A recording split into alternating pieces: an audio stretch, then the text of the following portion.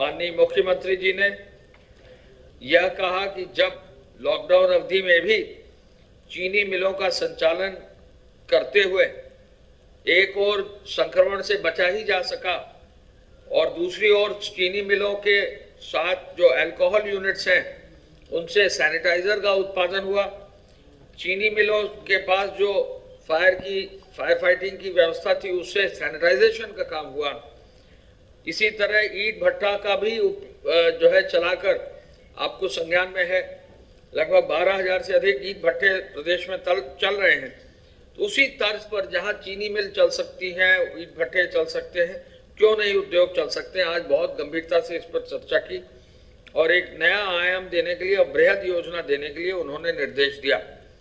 मैं ये बता दूं कि आज शाम को 6 बजे माननीय मुख्यमंत्री जी सभी जो नोडल अफसर्स गए थे जिलों के लिए, वरिष्ठ अधिकारी गए थे, उनके साथ बैठक करेंगे और रात 8 बजे जो है जिलाधिकारी और पुलिस के अधिकारियों के साथ और अन्य वरिष्ठ अधिकारियों के साथ वीसी भी करेंगे।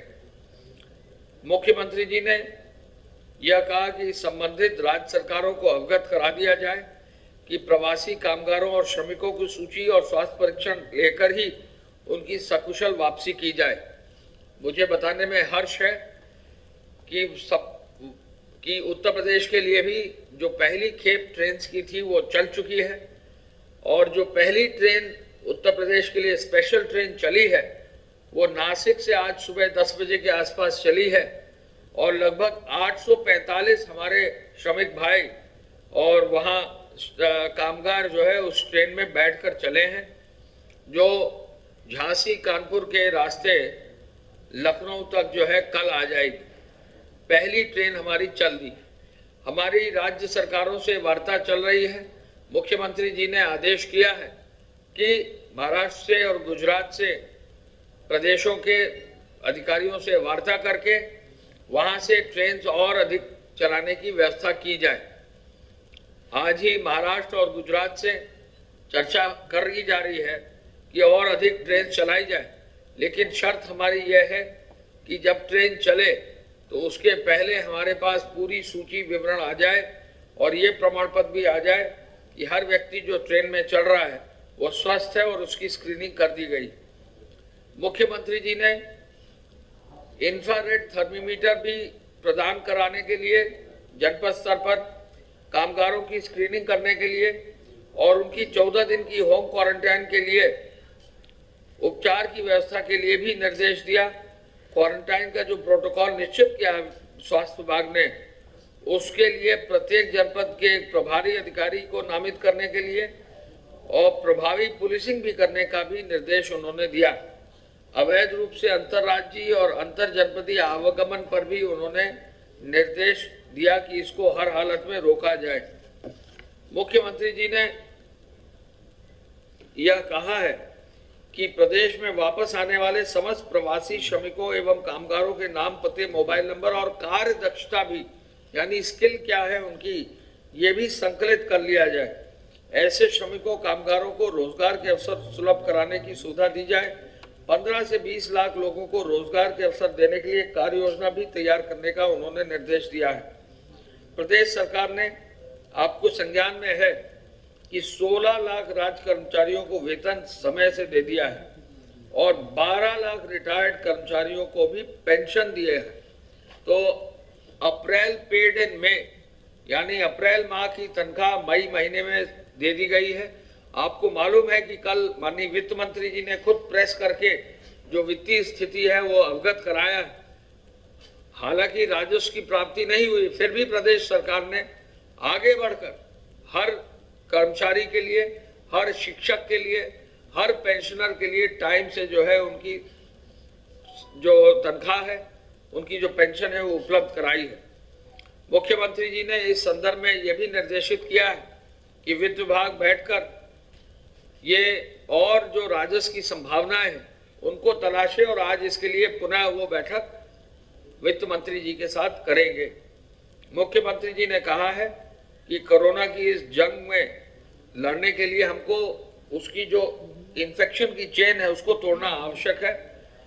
कोविड और नॉन कोविड अस्पताल अवश्य चिन्हित कर लिए जाए और यह भी सुनिश्चित कर लिया जाए कि मरीजों का उपचार केवल कोरोना पुष्ट मरीजों का उपचार जो है केवल कोविड हॉस्पिटल में ही किया जाए।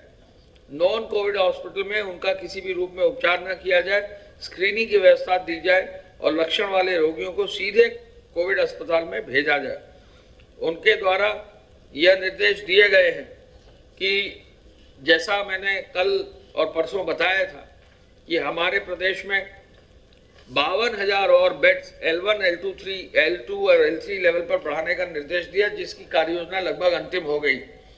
इसको और आगे ले जाकर 1 लाख बेड्स तक करने की निर्देश उन्होंने दिए हैं और आज ये भी कहा है कि जिन 20 जनपदों में एक भी वेंटिलेटर नहीं है, वेंटिलेटर युक्त बेड, उन 20 जनपदों में वेंटिलेटर अगले 3 दिन 4 दिन के अंदर खरीदकर उन जनपदों में जहां बिल्कुल भी वेंटिलेटर नहीं, वेंटिलेटर युक्त बेड्स किए जाए। ये बहुत बड़ी उपलब्धि है। ऐसे जनपद जहां पहले कभी भी कोई भी चिकित्सकीय व्यवस्था की अच्छे साधन नहीं थे, मॉडर्न जहां पर कोई व्यवस्था नहीं थी, वहां वेंटिलेटर प्रोवाइड फॉर करके उन चिकित्सालयों को अपग्रेड करने का जो निर्देश दिया है, ये एक महत्वपूर्ण निर्देश है, जिससे कि हर जनपद में एक कड़ी ऐसी हो जहां पर कहीं भी कोविड पेशेंट यदि आता है तो उसको तुरंत जो है राहत दी जा सके। मुख्यमंत्री जी ने कहा है कि 60 वर्ष से अधिक आयु के लोगों अथवा छोटे बच्चों को कोरोना से संक्रमित हो सकते हैं, उनका उपचार L2 और L3 अस्पताल में ही किया जाए। L1, L2, L3 चिकित्सालयों में बेड की संख्या को तेजी से बढ़ाने का निर्देश उन्होंने बताया। मैंने आपको सभी मंडलों में L3 अस्पताल स्थापित किए जाए। अभी मैंने आपको बताया वेंटिलेटर लगाकर और डॉक्टरों और पैरामेडिक्स की प्रशिक्षण की व्यवस्था की जाए। ये भी एक बड़ा काम होगा।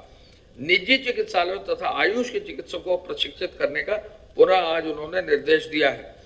माननीय मुख्यमंत्री जी ने मेडिकल संक्रमण पर आज फिर गंभीर चिंता व्यक्त की है और जो भी सुरक्षा के उपकरण है, ओपीडी किस तरह चलेगी, इसका निर्देश भी उन्होंने दिया है। टेलीफोन पर मरीजों को परामर्श देने का भी निर्देश दिया है। क्वारंटाइन सेंटर, आश्रय स्थल, community kitchen, door to door delivery और बेहतर हो, सोशल डिस्टेंसिंग और बेहतर तरीके से लागू की जाए, भोजन ऐसे प्रिपेयर किया जाए कि कहीं भी कोई कठिनाई ना हो, ये भी जो है एक आवश्यक निर्देश उन्होंने दिया है।